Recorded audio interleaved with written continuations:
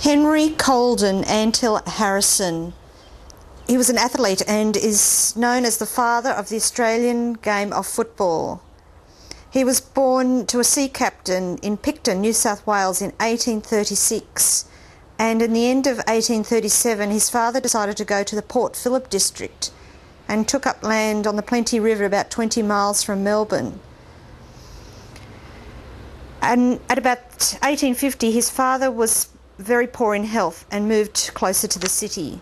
After a short experience at the gold diggings, Harrison entered the Victorian Customs Department in 1853 and remained there for 35 years. He became eventually the Registrar of Titles. He died in Kew in 1929, having reached the great age of 93. He married his cousin Emily Wills in 1864 and had 4 children.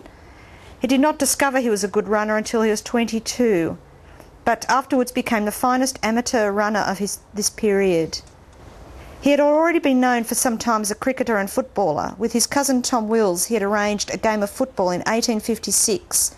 Some 10 years later, he drafted a set of rules which were adopted at a meeting of delegates from the existing Melbourne football clubs in 1866. These rules have been since modified and extended, but the essential difference between the Australian and the present Rugby Association games was provided for from the beginning. He retired from football in 1872 at the age of 36. When he died in 1929, his funeral cortege contained a wreath of flowers in the shape of a football.